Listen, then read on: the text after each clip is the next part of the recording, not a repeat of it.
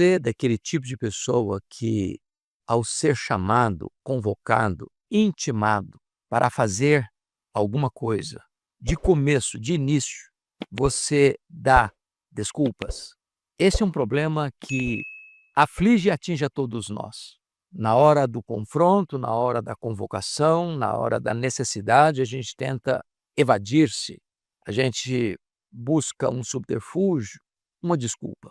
Eu quero tratar desse assunto à luz da vida de um dos maiores líderes da história, o homem que foi o grande legislador de Israel, o escritor do Pentateuco, o homem que foi o grande libertador de Israel, tirando-o com mão forte e poderosa do poderoso Império Egípcio. O homem que foi um homem manso, mas um líder forte.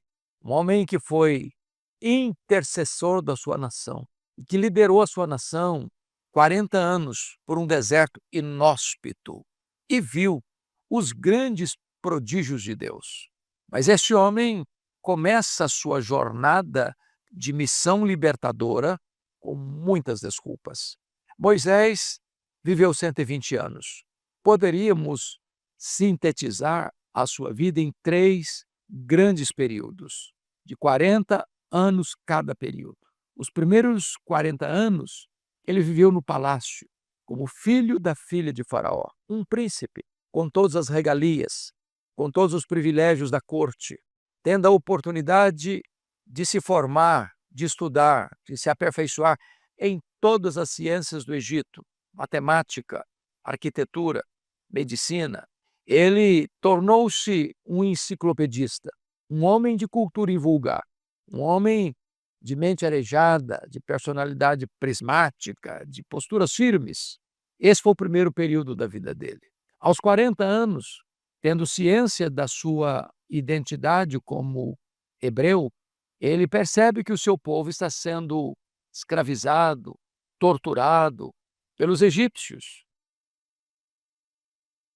E ele então, ao sair e ver esse cenário de opressão na casa da servidão, vendo que um egípcio açoitava um hebreu no seu trabalho, tomado de ira, mata esse egípcio e esconde-o nas areias do deserto. Então, num outro dia, quando ele vai também sair às ruas, encontra 2 hebreus brigando.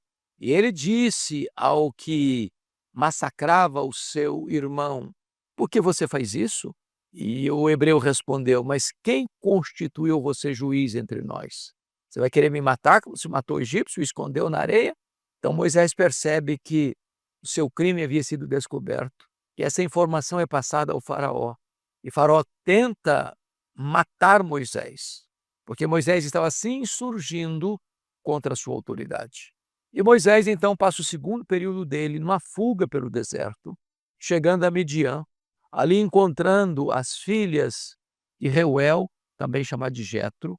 Ali ele se casa com Zípora, filha mais velha de Jetro, e ele passa o segundo período dele de 40 anos cuidando de ovelhas. Não ovelhas suas, ovelhas do seu sogro, com a pele tostada pelo sol, sem qualquer holofote, subindo as montanhas escarpadas, descendo aos vales profundos, cuidando de ovelhas, deixando para trás todo o seu conhecimento, toda a sua cultura enciclopédica, toda a sua formação científica.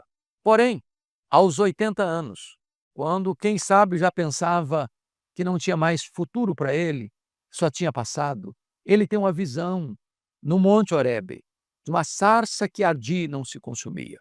Admirado com um fenômeno extraordinário, se aproxima e escuta uma voz de dentro da sarça: "Moisés, tira as sandálias dos pés, porque o lugar onde pisas é terra santa."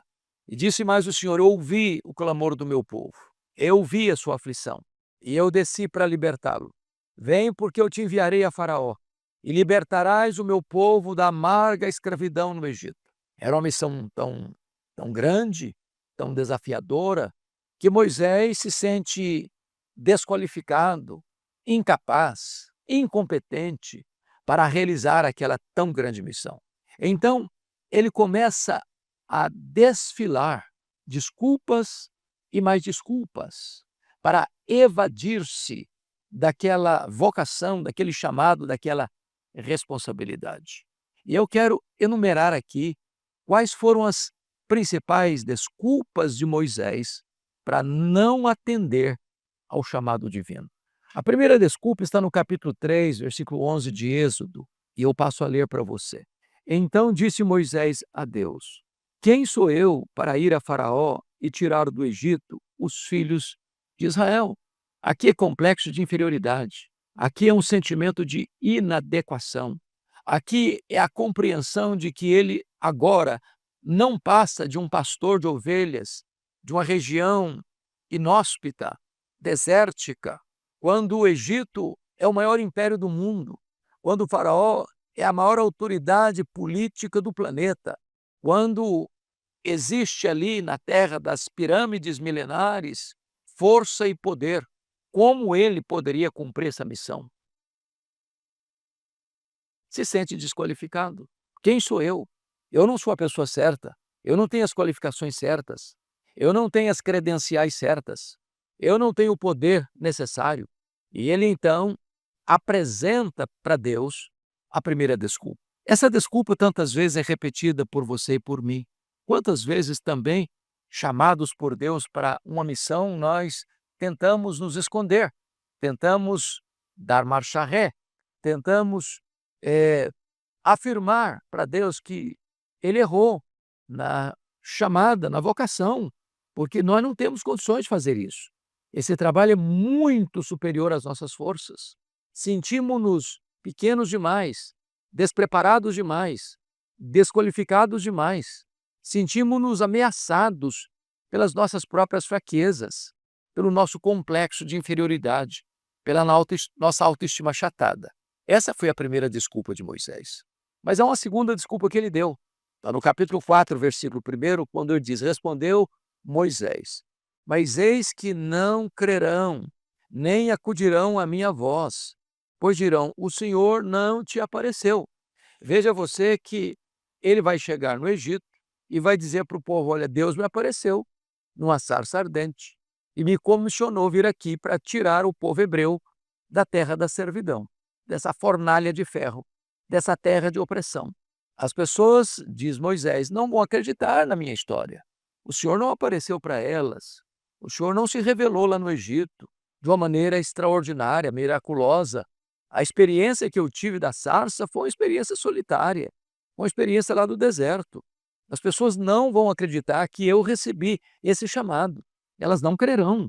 E quantas vezes nós ainda hoje damos essas desculpas? Porque o chamado é pessoal, é interno, é intransferível. As pessoas vão questionar, mas será que Deus chamou mesmo? Será que você é vocacionado mesmo? Será que você teve experiências com Deus de fato e de verdade? Será que você não está inventando uma história? Será que você não está criando uma fantasia na sua mente?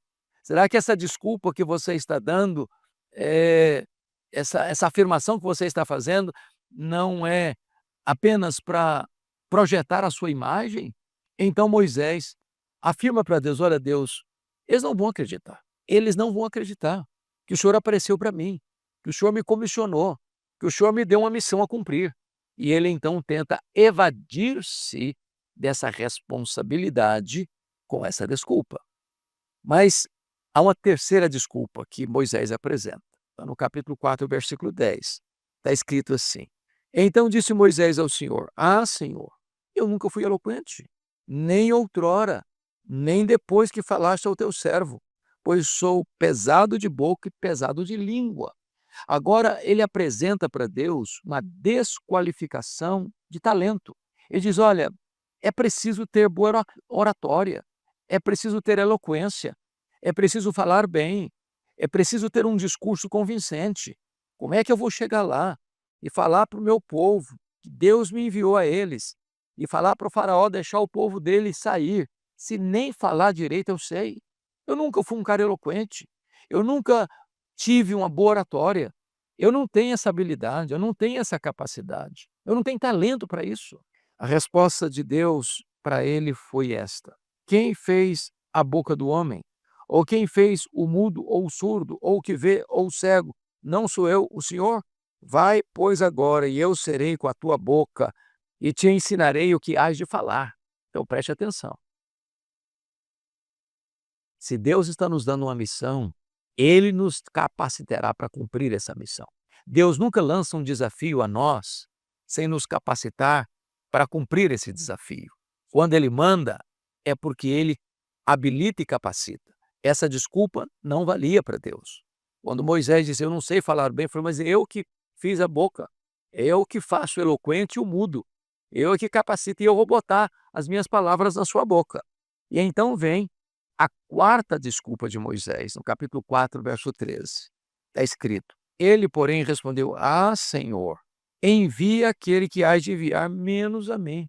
Agora ele quer transferir a responsabilidade. Agora ele não quer se apresentar para bater continência para a autoridade suprema de Deus. Diz, o negócio é o seguinte, Deus, o Senhor escolheu o homem errado, o Senhor chamou o homem errado. Então, se o Senhor quer mesmo libertar o teu povo, se o Senhor quer mesmo encarar Faraó, o Senhor tem que mandar outro. Eu não sou essa pessoa. Eu não tenho essas qualificações. Eu não tenho esses talentos. Eu não tenho esse dom. Eu não tenho essa habilidade. Eu não tenho esse poder. Eu não sou a pessoa certa. Eu sou a pessoa menos indicada. Então o Senhor manda outro. A mim não. Quantas vezes nós também queremos que outro vá no nosso lugar? Não queremos assumir o papel. Não queremos desconforto. Não queremos ser afrontados com as nossas fraquezas e inabilidades diante de desafios tão gigantescos. Diante dessa desculpa de Moisés, está escrito no verso 14, então se acendeu a ira do Senhor contra Moisés. Até quando você também vai dar desculpas? Até quando você também vai tentar fugir daquilo que Deus chamou você para fazer? Então, a ira de Deus se acendeu contra Moisés e Deus disse para ele, não é Arão o levita, teu irmão? Arão era 3 anos mais velho do que Moisés, irmão de Moisés. E Deus disse, eu sei que ele fala fluentemente, e eis que ele sai ao teu encontro, e vendo-te se alegrará em seu coração. Tu, pois, lhe falarás e lhe porás na boca as palavras. Eu serei com a tua boca e com a dele, e vos ensinarei o que deveis fazer. Então, diante dessa desculpa de Moisés, Deus se ira contra ele, mas em vez de consumi-lo, de destruí-lo ou de descartá-lo, Deus providencia um companheiro, um amigo, um camarada de trabalho, um homem para estar do seu lado, seu irmão mais velho, Arão, para ser o seu porta-voz, para ser sua boca. E Deus haveria de instruir a ambos o que deveria ser feito. Mas aí vem uma quinta desculpa. 5:22 está escrito. Então Moisés, tornando-se ao Senhor, disse, ó Senhor, por que afligiste este povo? Por que me enviaste? Porque agora ele vai ao Egito, reúne os anciãos, comunica aos anciãos a visão que ele tivera lá no Monte Horebe. Eles acreditam na fala dele, eles vão a Faraó, e Deus havia alertado a ele de que o próprio Deus endurecia o coração de Faraó, e ele não deixaria de imediato o povo ir, até que Deus manifestasse no Egito as suas maravilhas. Em outras palavras, até que as 10 pragas viessem, desbancando o panteão de divindades pagãs do Egito. E quando ele comunica a Faraó, em vez de Faraó ceder, atender, o contrário aconteceu. Faraó engrossa mais o caldo, dobra a aposta, torna o povo ainda mais servil, com castigos, sem matéria-prima, porém com a responsabilidade de produzir a mesma quantidade de tijolos para as construções das cidades que os hebreus construíram para Faraó, as cidades celeiros. Então agora o povo não só não sai do Egito, não só está escravizado, mas com trabalhos dobrados. E o povo vem a Moisés e reclama, e murmura, fala, Moisés, você veio para nos libertar e nos tornou duplamente escravos. E o texto nos informa, portanto, o 5:22, que Moisés está dizendo, por que o Senhor me enviou? Que negócio é esse? O Senhor me deu uma missão, e em vez de eu ver o resultado da missão que tu me deste, eu estou vendo mais opressão para o meu povo. Eu estou vindo para cá para piorar a situação do povo e não tirar a carga pesada das costas deles. Mas então, vem a sexta desculpa de Moisés, capítulo 6, verso 12. Está escrito assim, veja você. Moisés, porém, respondeu ao Senhor dizendo: Eis que os filhos de Israel não me têm ouvido. Como, pois, me ouvirá Faraó? Eu não sei falar bem. Note você a desculpa que ele está dando. O povo de Israel não estava mais acreditando que Moisés fosse o libertador, porque até agora só tem mais carga, mais trabalho, mais opressão. Mais do que isso, o texto diz: Eis que os filhos de Israel não me têm ouvido, como, pois, me ouvirá Faraó? Ora, se o meu próprio povo não me escuta, Faraó não vai me escutar. Eu não estou tendo credibilidade nem entre o meu povo, quanto mais na presença de Faraó. E ele repete mais uma vez a desculpa dada da falta de eloquência. Eu não sei falar bem. Já tinha dito isso para Deus, e Deus já tinha dito: Olha, meu filho, sou eu que faço a boca, eu que vou dar a palavra, eu que vou instruir você o que fazer, como falar. Às vezes nós ficamos agarrados nas mesmas velhas e surradas desculpas para não assumir o nosso papel ou para aguardar o tempo certo de Deus agir. Às vezes as coisas precisam piorar para melhorar. Às vezes é preciso o mal se manifestar com toda a sua carranca para que Deus o destrua e o derrube, mostrando que Deus é que tem todo o poder. Mas Moisés está aqui desanimado, porque o seu povo não escuta, portanto Faraó não o escutará, e ele mais uma vez atribui o seu fracasso à sua incapacidade de falar bem. Mas então vem a última desculpa de Moisés. No capítulo 6, versículos 30, está escrito assim: Respondeu Moisés na presença do Senhor: Eu não sei falar bem, como, pois, me ouvirá Faraó? Veja você que é a terceira vez que ele repete a ladainha: eu não sei falar bem, eu não sei falar bem, eu não sei falar bem. E quem disse para ele que o sucesso da missão dependia de falar bem? Que o povo seria liberto pelo seu poder de fala e não pelo poder de Deus manifestado no Egito. Não confunda as coisas.